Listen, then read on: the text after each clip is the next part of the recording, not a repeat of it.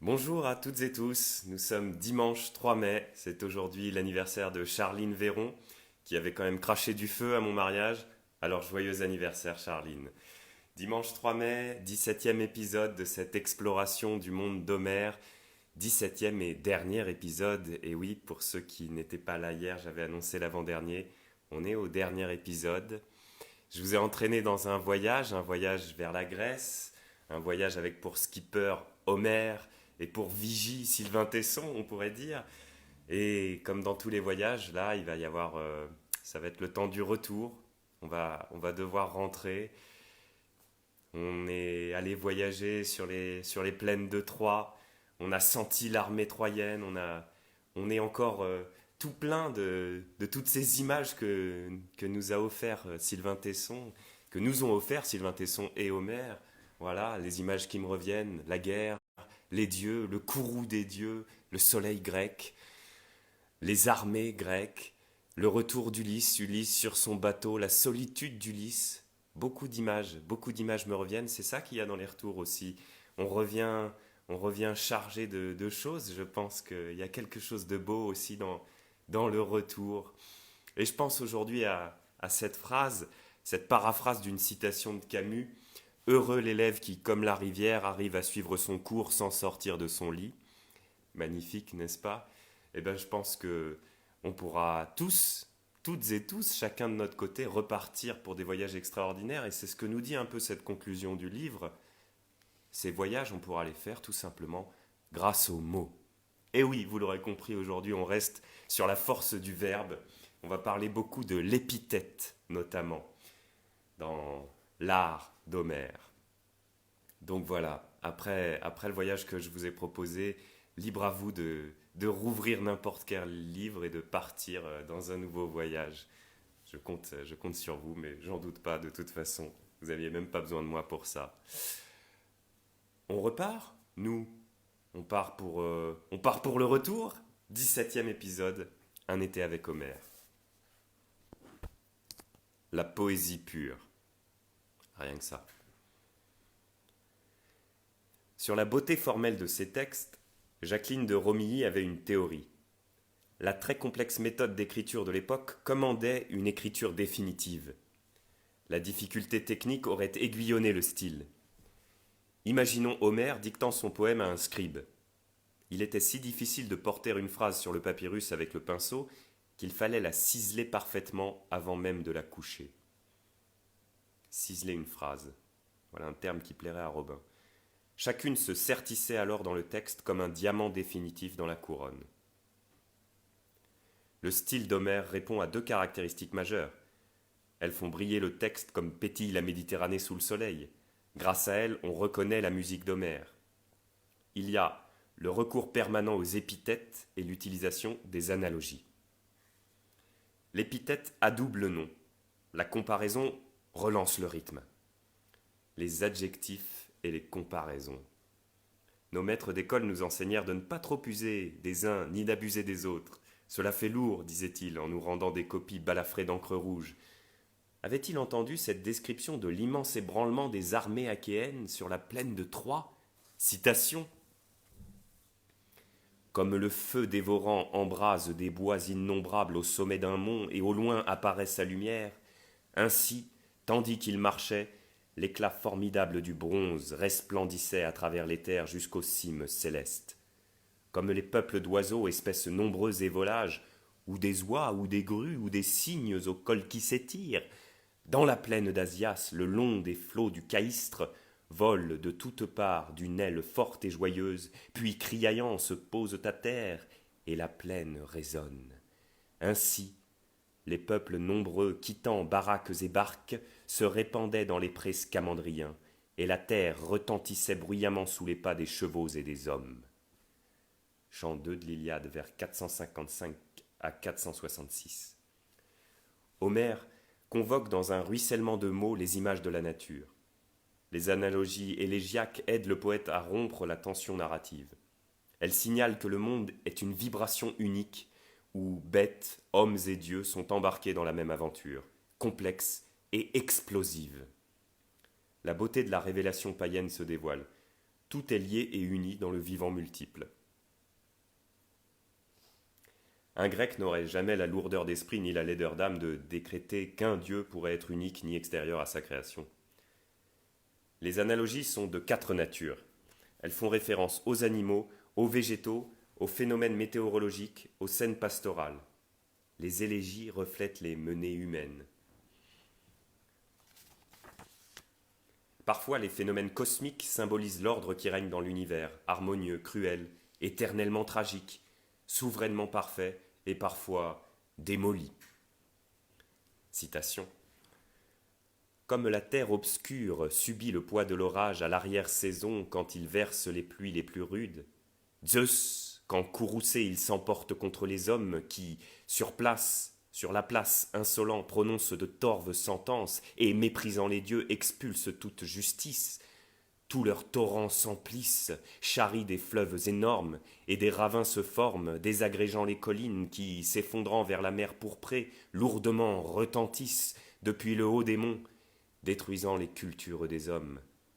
Courant ainsi, les chevaux troyens lourdement retentirent. Chant 16 de l'Iliade.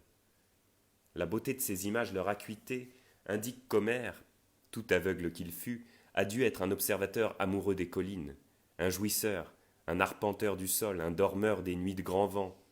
Sans doute a-t-il aimé naviguer, pêcher, bivouaquer sur les collines, se saouler aux étoiles et humer le grain des récoltes. Il a vu les rapaces chasser les tourterelles, la mer en furie déborder par-dessus le plat-bord des nefs, et les moutons rentrer dans l'or du soir. Sinon, ces descriptions ne constitueraient pas d'aussi justes tableaux. On peut s'improviser photographe, mais pas élégiaque. L'imagination ne s'invente pas.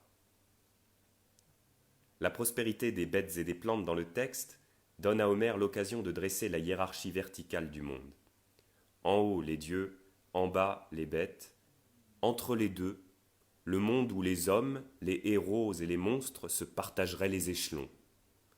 Parfois, l'homme est ramené à sa part animale, et c'est pour le critiquer dans sa violence qu'Homère le compare au fauve. Ainsi, Apollon parlant d'Achille. Citation. Qui ne possède ni cœur sensé, ni pensée flexible dans sa poitrine, comme un lion, il n'agit qu'en sauvage. Lion asservi à sa grande force. Chant 24 de l'Iliade. L'usage des comparaisons est pour le poète l'occasion de rappeler que le monde ne se réduit pas à une dalle de ciment où pas une tête ne dépasserait, où tout se vaudrait, rapporté à ce hideux principe de l'égalité. Pour les bêtes comme pour les hommes, chacun tient sa place dans l'édifice. Certains sont plus forts, plus beaux, mieux doués que les autres, plus nobles, plus adaptés. Et si le loup dévore la génisse, c'est parce que la nature a permis cette fatalité. Une bête est dotée de crocs, une autre est un paisible herbivore. La première mangera la seconde. Il ne faut pas déranger l'ordre initial. La beauté du monde est assujettie à l'injustice. Celle-ci gouverne les choses. Citation. Mais cependant, comme un lion féroce s'attaque à des vaches qui vont paissant dans l'humide prairie d'un grand marécage par milliers, leur berger au milieu ne sait comment faire pour empêcher que le fauve ne tue les bêtes à cornes. Il va toujours après la dernière, avant la première, marchant du même pas, mais le fauve dévore une vache au milieu et toute s'enfuit. Ainsi, la panique prit les Argiens, effrayés par Hector et par Zeus notre père, tous. Le seul qui l'oxy fut un Mycénien, Péripète, fils de Copré, qui venait jadis porter les annonces des travaux d'Eurysthée à la force héracléenne. Chant 15 de l'Iliade. À convoquer la perfection de l'organisation naturelle, la grâce des bêtes, la gloire des phénomènes et la vigueur des plantes, Homère cerne l'une des facettes du divin. Est divin ce qui se tient dans la présence pure, dans l'explosion du réel. Le divin miroite dans la complexité immanente de la nature. Il y est incorporé. L'exposition des mots. Pardon, c'est pas ça le titre, c'est l'explosion des mots. Et oui, quand même, l'explosion des mots. C'est par ça qu'on va finir. Homère compare la vanité de l'homme et la fragilité des formes biologiques. Chaque être de la terre se voit infliger malgré lui sa naissance, et aucun ne sait le jour ni l'heure de sa mort. La nature, toujours renouvelée et toujours détruite, donne à Homère l'occasion de sonder le mystère de la vie, l'énigme de sa surabondance. Citation. Telles les races des feuilles, telles les races des hommes, tantôt tombant sous le vent, tantôt s'accroissant, innombrables sous la poussée des forêts quand survient la saison printanière. Ainsi des générations. L'une croît et l'autre s'efface. Dit Glaucos à Diomède au chant 6 de l'Iliade. Peut-on observer un nuage d'étourneaux ou un banc de sardines en croyant encore à notre propre importance? L'infinie prodigalité de la nature dans le recommencement d'elle-même, aussitôt promis à la mort, est le signalement de notre vacuité. Cette question de la fertilité de la terre sera l'une des térébrantes interrogations du monde grec. Térébrante, j'ai cherché, je l'avoue. Oui. Sylvain Tesson, dans l'explosion des mots, a décidé de nous apprendre des mots. Donnez la définition même. Térébrant se dit d'une douleur profonde donnant l'impression d'un clou que l'on enfonce dans les tissus. Pas n'importe quel mot. Et je vous redis. Cette question de la fertilité de la terre sera l'une des térébrantes interrogations du monde grec. D'où procède la fécondité écœurante et sublime de la nature? Pourquoi ces gâchis? Homère joue à convoquer les formes de l'enfantement monstrueux. Abeilles, loups, génisses, dauphins, moutons et colombes, chauves-souris, asphodèles, serpents, oiseaux de proie. Peut-être faut-il voir dans cet appétit à décrire la verve féconde une définition du paganisme. Être païen, c'est saluer les visages du vivant et vénérer la matrice dont il procède sans se préoccuper de leur fin. Homère regarde le monde d'un œil avide. Son scribe tient le pinceau, prêt à la description. Mettre un mot sur un des éclats, c'est s'adonner à la célébration de ce que Camus appelle les noces de l'homme et de la terre, le seul amour vraiment viril en ce monde, périssable et généreux. Tiens, Camus revient, j'ai même pas fait exprès. Être païen consisterait à se tenir devant le spectacle du monde et à l'accueillir sans rien espérer. Aucun lendemain qui chante, cette tartufferie, aucune vie éternelle, cette farce. Il ne faut rien chercher d'autre que les signes de ce qui advient. Tout est beau dans ce qui se dévoile, dit Priam, le roi de Troie. Oui, tout est beau, et les mots sont les serviteurs de ce dévoilement. Charge à eux d'exprimer le kaléidoscope.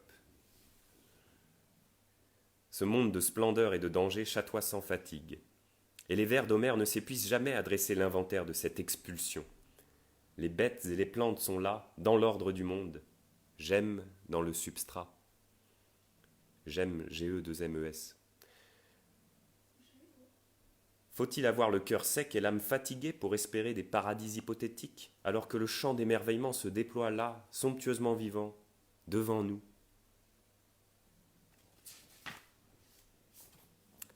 L'épithète pour dire le monde.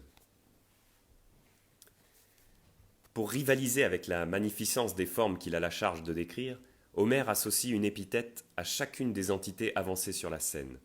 Bêtes, hommes et dieux auront le droit à cet adoubement de leur être par le crème de l'adjectif. Encore un mot que je ne connaissais pas, donc je le donne, le crème, C-H-R-E accent circonflexe M-E, c'est l'huile consacrée employée pour les onctions de certains sacrements. Le crème de l'adjectif, la sacralisation par l'adjectif. Magnifique. Merci Sylvain Tesson. Des spécialistes épris de comptabilité expliquent qu'il s'est agi pour le poète de trouver une manière de respecter la métrique.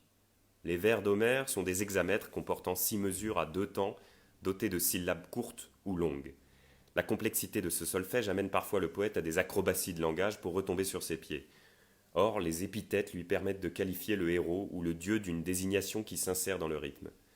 Selon qu'Athéna soit la déesse aux yeux de chouette, Athéna invincible fille de Zeus, Athéna la déesse aux yeux pères, ou Athéna excite peuple, selon que Poséidon soit tour à tour maître de la terre, socle du sol, Dieu tremble-terre ou Dieu boucle sombre, leur inclusion dans le corps du texte sera plus ou moins longue et ajustera ainsi la scansion du vers. Mais c'est là une explication d'apothicaire. Les exégètes affirmèrent également que ces épithètes garantissaient à la Haide un moyen mnémotechnique lui permettant de s'appuyer sur une tournure formelle pour relancer la récitation et que les bardes yougoslaves, capables de réciter sans effort 10 000 vers, recouraient à ces béquilles. Moyen mnémotechnique. Nous avons la faiblesse de penser que l'usage des épithètes possède une fonction plus noble que l'ajustement métrique ou le soutien mnésique. Les épithètes manifestent l'essence du sujet auquel elles sont attribuées. L'adjectif est un nimbe. Il dessine l'aura du héros, l'ADN de l'âme. Le dieu, le héros ou l'homme avance, blasonné d'épithètes, révélé dans sa présence par la grâce des qualificatifs. Savoir Achille, destin rapide, divin visage, cher à Zeus ou preneur de ville, épargne les descriptions. De même que notre regard, sans que nous sachions pourquoi, reconnaît fugacement la silhouette d'un personnage aimé, quoiqu'à peine entrevu, de même. Ah bah je suis de retour apparemment. Bon, je... ok. Les épithètes, hein. Voilà où on en était. Achille, ses différents épithètes. En plus, on est presque à la fin, c'est drôle. Et Zeus attaque la technique. Est-ce que vous êtes à nouveau là? Je sais pas. Allez, je continue. Ulysse. Ulysse et les épithètes. Ulysse